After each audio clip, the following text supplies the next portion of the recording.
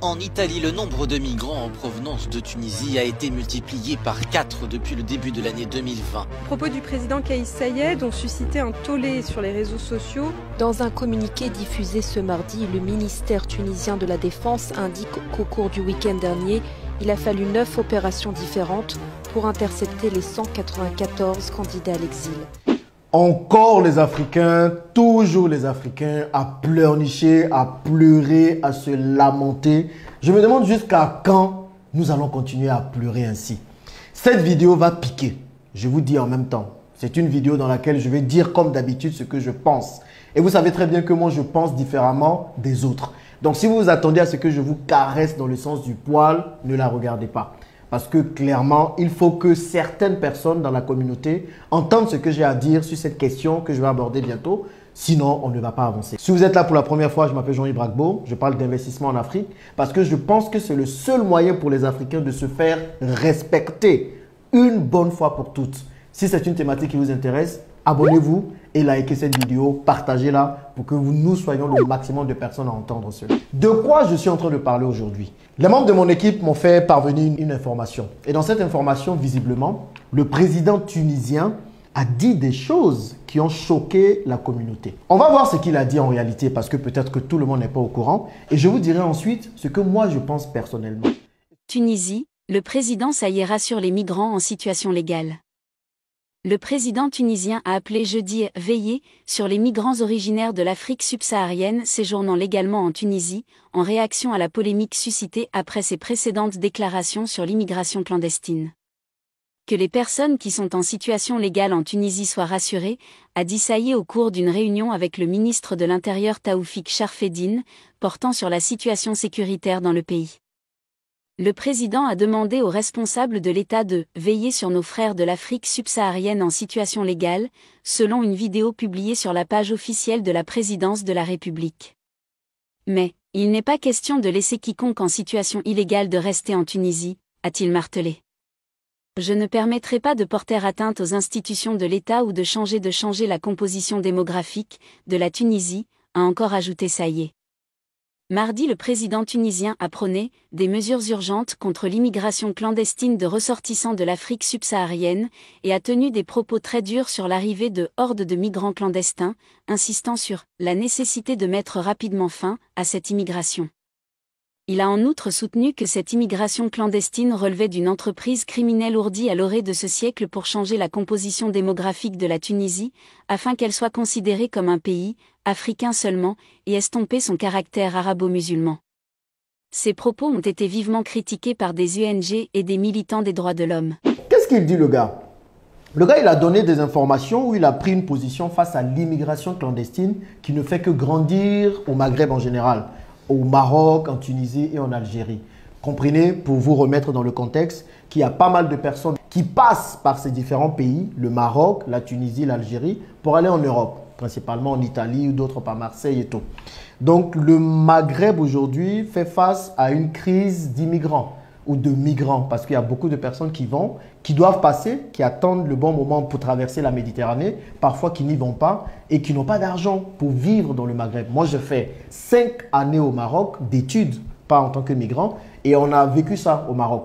Donc, on voyait pas mal de personnes qui veulent traverser mais qui sont bloquées, qui ne peuvent pas partir, qui vivent parfois dans les forêts ou dans les forêts, c'est trop dire, mais qui vivent proche des larges de la Méditerranée et qui parfois viennent jusque dans les villes pour pouvoir chercher à manger, pour pouvoir se débrouiller parce qu'à un moment donné, l'argent fait défaut. Donc, face à cela, le président tunisien dit à un moment donné, on ne peut plus continuer. Ces gens-là, quand ils viennent, ils font de la violence, ils font des crimes, ils agressent. Donc, il est temps que cela s'arrête. Il faut prendre des mesures urgentes pour arrêter la clandestinité, pour arrêter les clandestins et pour stopper l'immigration clandestine dans leur pays. Ok, il dit ça. Les gens se sont levés. Mais pourquoi il dit ça? Il est raciste, ce n'est pas possible. Ils commençaient à pleurer sur la toile et tout. De vous à moi, est-ce qu'il a tort de dire ça? Imaginez vous-même, vous êtes chez vous. Vous êtes dans votre maison. Vous êtes paisible dans votre maison. Et puis il y a des gens qui viennent squatter chez vous. Ils viennent faire la mendicité, ils viennent faire pitié, ils viennent prendre votre nourriture. Et comme si ça ne suffit pas, ils vont même peut-être agresser vos parents. Est-ce que vous allez laisser ces personnes-là? Je ne dis pas que c'est tout le monde qui fait ou qui dit ou qui agit comme ça, mais est-ce que vous allez laisser faire? Et puis même si il a raison, il n'a pas raison, il est chez lui. Ils sont chez eux. Donc comprenez une bonne fois pour toutes que chacun est libre de faire ce qu'il veut chez lui. S'il dit qu'il ne veut plus recevoir les Noirs chez lui, il ne veut plus recevoir les Noirs chez lui. Si vous êtes trop fatigué, quittez là-bas. Vous comprenez? Et tant que le Noir ne va pas comprendre qu'il n'est pas aimé, on ne va pas avancer. Et tant que vous n'allez pas comprendre que la mendicité crée l'irrespect, vous n'allez pas avancer. Vous n'allez pas avancer. Comprenez à un moment donné que tant qu'on va donner une image de mendiant, une image de gens qui sont toujours dans le besoin, une image de personnes qui font pitié, ils ne vont jamais nous respecter. Et son message est adressé aux migrants. Son message est adressé aux migrants. Il y a des étudiants en Tunisie. Il aurait pu dire à tous les Africains, il a bien dit aux migrants. Pourquoi il n'a pas parlé aux étudiants? Parce que forcément, quand les étudiants vont pour faire des études, ils viennent dans une autre dimension, dans une autre situation que les migrants. Donc, tant que vous allez vous dire que vous allez traverser la mer ou bien traverser toute la forêt, traverser tout le Sahara pour aller chez les gens pour faire la mendicité, on ne va pas vous respecter. Rappelez-vous de qui on parle, ok? Parce qu'eux aussi ne sont pas exempts de tout. On parle de personnes qui voient les Noirs comme des esclaves. On pense tous que là, l'esclavage a commencé avec les Européens et tout. Ça n'a pas commencé avec eux. En l'an 600, ça a commencé avec les Arabes. On parle de la traite arabo-musulmane. C'est eux qui ont commencé à faire la traite négrière avant les Européens. Donc, dans la tête de plusieurs personnes du Maghreb, les Africains sont des esclaves. Donc, maintenant, il y a des gens qui ont ça en tête, qui nous voient comme des esclaves.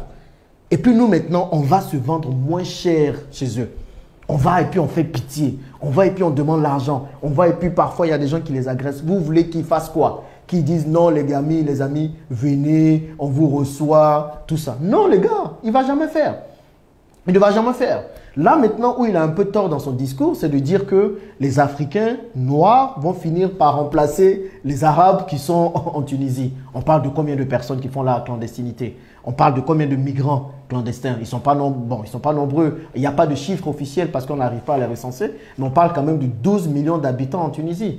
On ne va pas dire qu'il y a 12 millions de migrants qui vont faire le grand remplacement des Tunisiens. Ça, je pense que c'est un peu exagéré. Mais par contre, le message est là. Il a le droit de faire ce qu'il veut dans son pays. Et à nous, les Africains, de comprendre. Si un président d'un pays se lève pour dire ça sur les Noirs, à plus forte raison, les gens qui sont dans ce pays. Et on ne va pas se mentir. Les Maghrébins ne sont pas ceux qui nous aiment le plus. Je suis désolé, c'est la vérité. J'ai fait 5 ans au Maroc. Ce ne sont pas ceux qui nous aiment le plus dans le monde. Déjà, dans leur tête, nous sommes des esclaves. Déjà, ils ne veulent pas nous voir. Mais comme si ça ne suffit pas, on s'en vend encore et puis on se vend moins cher chez eux. Qu'est-ce que vous voulez? Que voulez-vous qu'ils disent? Donc pour moi, il a totalement raison. C'est un président qui essaie de se protéger, de protéger son pays. Maintenant, on sait que l'immigration dans tous les pays a bon dos. Dès qu'il y a un chef de parti, un chef politique qui a des soucis dans son pays, bah, il va dire quoi? Il va parler d'immigration. On le voit en France, on le voit en Italie, on le voit un peu partout. L'immigration a bon dos, donc les migrants ont bon dos. Tant que vous allez partir chez les gens et faire pitié quand il y a des soucis dans leur pays, ils vont tout mettre sur vous. Mais vous voulez quoi? Ce n'est pas chez vous. Maintenant, vous allez me demander, mais Jean-Yves, que faire? Mais moi, c'est simple. Si tu t'en vas chez quelqu'un qui n'a pas envie de te voir, qui te montre clairement qu'il n'est pas content que tu sois chez lui, tu prends tes bagages, tu pars. Amine, vous voulez quoi? Vous êtes chez des gens, ils ne vous aiment pas et puis vous voulez vous imposer. Ça ne marche pas. Moi, j'étais en France, j'en avais marre un moment d'entendre des discours bizarres. J'avais marre du plafond de verre où quand tu gravis les échelons, tu ne peux pas arriver à un certain niveau. J'ai fait quoi? J'ai pris mes clics et mes claques, ma valise, je suis parti de la France. Donc, c'est à nous de comprendre cela. Maintenant, vous êtes en train de vous demander où est-ce que vous allez partir si vous quittez les pays dans lesquels vous êtes où on ne vous aime pas. C'est quand en Afrique que vous allez revenir. La même Afrique que vous ne voulez pas développer. La même Afrique pour laquelle vous ne voulez pas travailler. La seule et unique solution pour sortir de ce grand irrespect que les gens ont contre les Africains en particulier, c'est l'argent. C'est l'argent. C'est que par la force économique que les gens vont nous respecter. Parce que qui respecte un mendiant? Disons-nous la vérité. J'ai fait plusieurs vidéos sur cette thématique-là et c'est la même chose qui continue. On va chez les gens pour mendier. Qui respecte un mendiant? Qui respecte quelqu'un qui fait pitié? Qui respecte quelqu'un qui ne donne pas envie? Personne. Donc, tant qu'on va être des mendiants, chez les gens surtout, on ne sera jamais respecté. Et la seule façon de changer cela, c'est de mettre en place des business qui vont nous permettre de générer de l'argent pour nous faire respecter. C'est tout. Nous sommes dans un monde capitaliste où l'argent est la base de tout. Vous-même prenez ici en Afrique, qu'est-ce qui se passe? On respecte qui? On ne respecte que les gens qui ont de l'argent. Ou bien, dans une famille, tu peux être le plus petit de la famille. Mais si c'est toi qui as le plus d'argent, c'est toi qu'on va respecter. Quand il y a les funérailles, par exemple, on attend toujours celui qui peut payer. C'est lui qui dit le dernier mot. Même s'il veut, il n'a qu'à avoir 12 ans.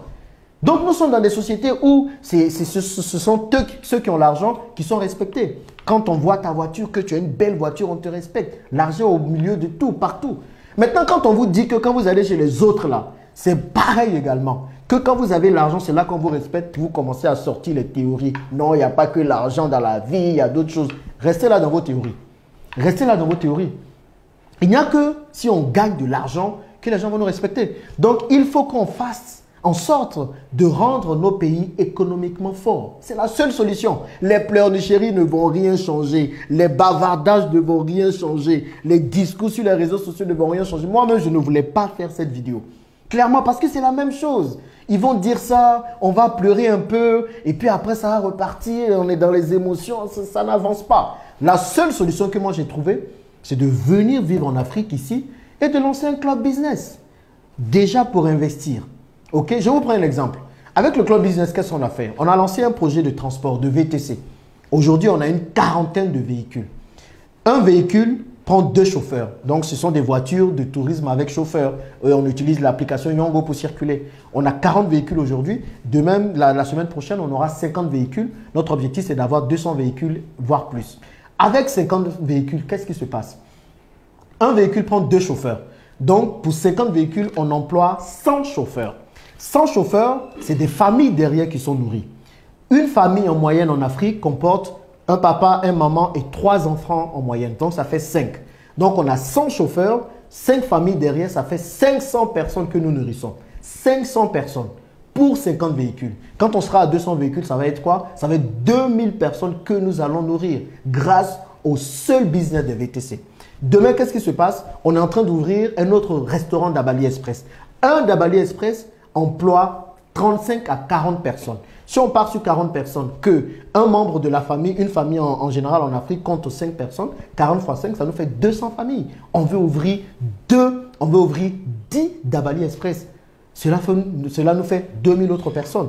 Donc déjà avec 2 business, on a 4000 personnes qu'on nourrit. Ensuite, il y aura le business de l'hôtel, le business du parc aquatique, le business du lavage automobile et il y a d'autres business dans l'industrie. On va créer des industries de transformation, de décortiquage du cajou. Donc, quand on est trop fâché, le seul moyen de pouvoir changer les choses, c'est avec notre argent. Donc, si toi, tu regardes ces vidéos aujourd'hui, que tu en as marre que les Africains soient lésés, que les Africains soient piétinés, que les Africains soient insultés, que tu veux vraiment changer les choses, arrête de pleurnicher. Rejoins le club business pour que nous puissions avancer ensemble, travailler ensemble. J'aurais pu faire le business dans mon coin tout seul, mais je me suis rendu compte qu'ensemble, on est plus fort. C'est ensemble qu'on va y arriver. Moi, je prends la fusion des forces, la synergie des forces, la fédération des forces pour avancer ensemble. Donc, si ça te fait trop mal, ce que le président tunisien a dit, rejoins-nous, on va avancer ensemble, on va travailler ensemble. C'est la seule façon de changer les choses. Personne ne viendra faire ça à notre place. Nous sommes seuls maîtres de notre destin. Donc, comprenez une bonne fois pour toutes que le racisme ne va pas changer. Est-ce que j'aime le racisme?